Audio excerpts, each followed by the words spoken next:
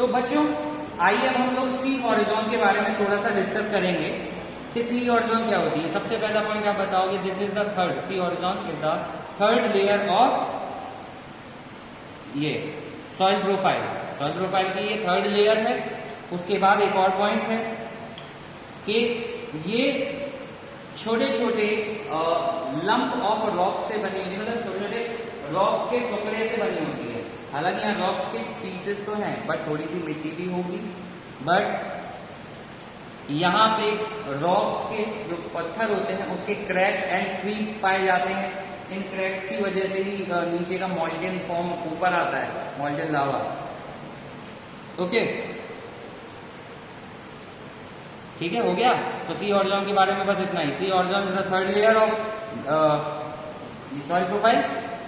इसमें छोटे छोटे ये पीसेस पाए जाते हैं पत्थर के। पत्थर के पीसेस इतने छोटे नहीं होंगे, सॉइल की लेयर बहुत बड़ी होती है, पूरी अर्थ पे ही है।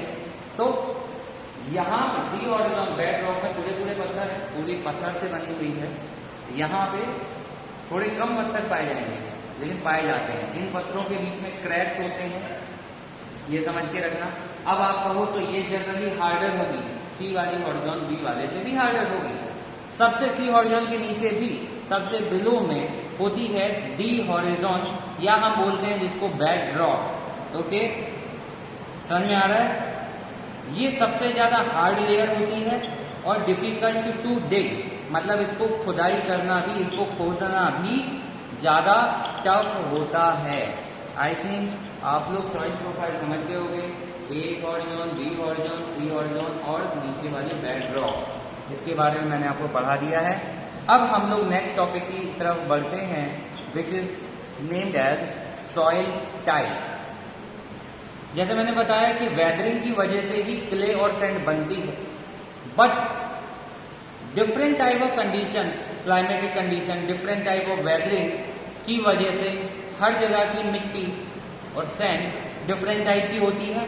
फोर्थ लाइन में आप पढ़ भी सकते हो एनसीईआरटी में कि ये किस पे डिपेंड करता है, क्ले और सैंड का डिफरेंट होना वहाँ की क्लाइमेटिक कंडीशन पे, वहाँ के रॉक मटेरियल पे, मतलब रॉक किस तरीके का है, पत्थर किस तरीके का है, उसी तरीके से वहाँ पे सॉइल डिफरेंट हो जाएगी। क्लियर? ओके, तो सॉइल की डेफिनेशन भी यहीं से आती है कि व्हाट इज सॉइल। सॉइल क्या है? The mixture of rock particles and humus. Rock particles मतलब जो रॉक के टूटने से पिस के, जो रॉक पिसता है वेदरिंग कंडीशन, क्लाइमेटिक कंडीशन से, तो रॉक पार्टिकल्स बनते हैं। उन रॉक पार्टिकल्स का और ह्यूमस का जो मिक्सचर है that is called soil. Is it clear? तो कोई क्वेश्चन आपसे पूछता है दैट व्हाट इज सॉइल, तो आपको आंसर क्या देना है? The mixture of rock particles and what? Humus. ठीक है, the mixture of rock particles and humus is called soil. तो आपका ये वाला टॉपिक भी खत्म हो गया कि सॉइल क्या होता है। तो इसमें ही एक और चीज आती है टाइप्स ऑफ सॉइल के पहले आपको ये समझना है कि लिविंग ऑर्गेनिज्म जैसे कि बैक्टीरिया, प्लांट रूट्स, अर्थवॉर्म, वो भी इंपॉर्टेंट पार्ट होते हैं किसी भी सॉइल का। मतलब अगर हम बात करेंगे कहीं भी सॉइल की, तो पक्का है कि वहां पे वेजिटेशन होगी, चाहे वहां पे पेड़ पौधे किसी भी चीज के लग रहे हो, घास उगेगी, घास नहीं उगती, यहाँ पे कैक्टस तो होता है। ठीक है, सॉइल पे, यानी प्लांट्स, ऑर्गेनिजम्स जो नीचे सॉइल के रहते हैं, जस्ट लाइक अर्थवॉर्म वगैरह, और बैक्टीरिया, ये सभी सॉइल का कहीं ना कहीं पार्ट होते हैं। ठीक है, अगर आपसे बोले कि क्या सॉइल का पार्ट ये भी होते हैं, तो हाँ है, क्योंकि सॉइल का पार्ट कोई भी चीज तब हो सकती है जब वो सॉइल पे डिपेंडेंट है।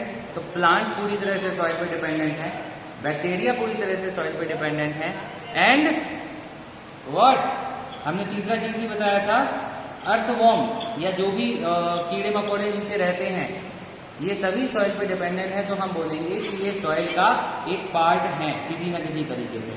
ठीक है,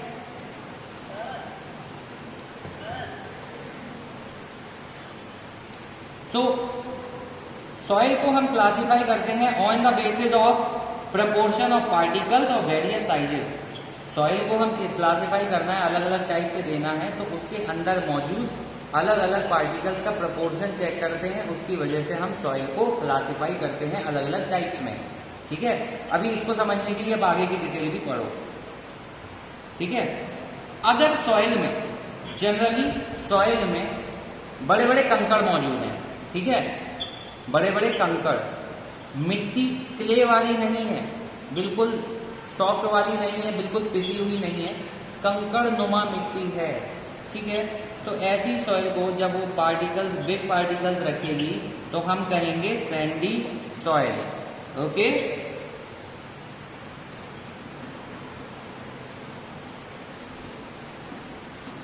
सैंडी सॉइल या सैंड वाली सॉइल मतलब अ soil has big particles in the proportion, मतलब बड़े बड़े पार्टिकल्स का प्रोपोर्शन ज्यादा है अगर सॉइल में, तो we can call that soil sandy soil. ठीक है, सो अब एक तो हो गया सैंडी सॉइल, अब आता है क्लेई सॉइल। क्लेई सॉइल मतलब जिसमें सैंड की पार्टिकल्स कम होके पिसी हुई मिट्टी ज्यादा हो। अब इसको डिफाइन कैसे करेंगे? If the proportion of fine particles, fine मतलब बारीक छोटे छोटे बिल्कुल पिसे हुए पार्टिकल्स का प्रपोर्शन हायर है, तो हम उस मिट्टी को, उस सॉइल को क्या कहेंगे? इस टाइप की सॉइल कहलाएगी क्लेई सॉइल।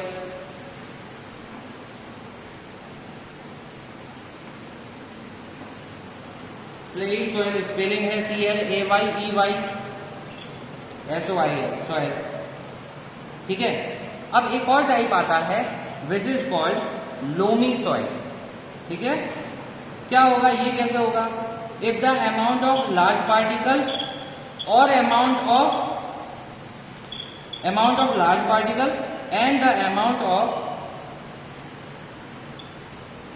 दोनों पार्टिकल्स का सेम हो, मतलब पिसे हुए बारीक पार्टिकल्स का भी। ठीक है, मतलब बालू के कण भी पाए जाएं, मिट्टी के भी कण पाए जाएं। हम लोग क्या है, जो बड़े बड़े पार्टिकल्स वाली सॉइल होती है उसको हम लोग बालू कहते हैं, सैंड कहते हैं। जो बिल्कुल पिसी हुई मिट्टी वाली सॉइल होती है उसको हम लोग अपने यहाँ की मिट्टी भी तो बोलते हैं, जनरल मिट्टी। तो जहाँ पे बड़े पार्टिकल्स और छोटे पार्टिकल्स, फाइन पार्टिकल्स, पिसे हुए पार्टिकल्स मतलब एक जैसे अमाउंट में पाए जाते हैं। ठीक है, तो ऐसी हम सॉइल को क्या कहते हैं? Loamy soil. इस टाइप की सॉइल को क्या करेंगे हम?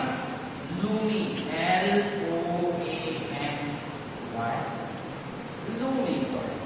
ठीक है, तो बच्चों आप लोगों ने 3 पार्ट पढ़ लिए अभी सॉइल का। ठीक, तो हम लोगों ने सॉइल में मौजूद पार्टिकल्स के साइज के हिसाब से सॉइल को 3 कैटेगरी में बांटा है। फर्स्ट, अगर पार्टिकल्स का साइज जो होता है बड़ा है, पार्टिकल का साइज बड़ा है तो हम सॉइल कहेंगे सैंडी सॉइल। अगर पार्टिकल्स का साइज बहुत फाइन, बहुत छोटा, बहुत बारीक है तो हम ऐसी सॉइल को कहेंगे क्लेई सॉइल, क्ले वाली। और अगर दोनों तरीके के पार्टिकल्स, बड़े साइज वाले और छोटे साइज वाले, फाइन वाले, बराबर अमाउंट में पाए जाते हैं किसी भी मिट्टी में, किसी भी जगह पे, तो ऐसी सॉइल कहलाती है लोमी सॉइल। ओके, तो आई थिंक आज का जो टॉपिक है वो यहाँ पे खत्म होता है। अब नेक्स्ट टॉपिक में मैं आपको इस चैप्टर में और सॉइल के बारे में थोड़ा सा और आगे डिटेल में समझाऊंगा। तो तब तक के लिए गुड बाय बच्चों।